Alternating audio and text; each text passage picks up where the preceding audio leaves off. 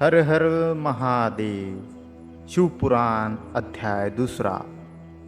देवराज को शिवलोक की प्राप्ति, चंचुला का संसार से वैराग्य। श्री शौनक जी ने कहा, आप धन्य है सूत जी, आप परमार्थ तत्व के ज्ञाता है। आपने हम पर कृपा करके हमें यह अद्भुत और दिव्य कथा सुनाई है। भूतल पर इस कथा के समान कल्याण का और कोई साधन नहीं है। आपकी कृपा से यह बात हमने समझ ली है। सूत जी, इस कथा के द्वारा कौन से पापी शुद्ध होते हैं, उन्हें कृपा पूर्वक बताकर इस जगत को कृतार्थ कीजिए।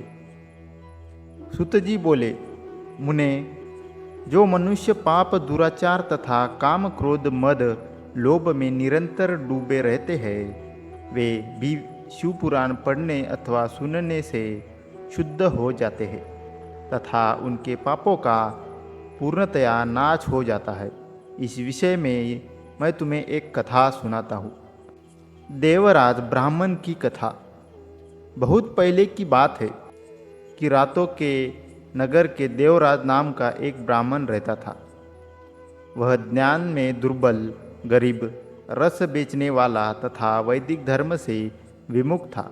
वह स्नान संध्या नहीं करता था तथा उसमें वैश्यवृत्ति बढ़ती ही जा रही थी।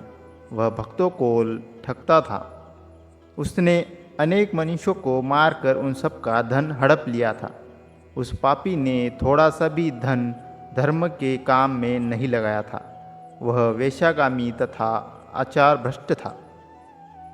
एक दिन वह घूमता हुआ देवयोग से प्रतिष्ठानपुरी जा पहुंचा। वहां उसने एक शिवालय देखा जहां बहुत से साधु महात्मा एकत्र हुए थे। देवराज वहीं ठहर गया। वहां रात में उसे ज्वर आ गया और उससे बड़ी पीड़ा होने लगी। वहीं पर एक ब्राह्मण देवता शिवपुराण की कथा सुना रहे थे। ज्वर में पड़ा देवराज भी ब्राह्मण के मुख से शिव कथा को निरंतर सुनता रहता था। एक मास बाद देवराज ज्वर से पीड़ित अवस्था में चल बसा। यमराज के दूत उसे बांधकर यमपुरी ले गए। तभी वहां शिवलोक से भगवान शिव के पार्षदगण आ गए। वे कर्पूर के समाज उज्ज्वल थे।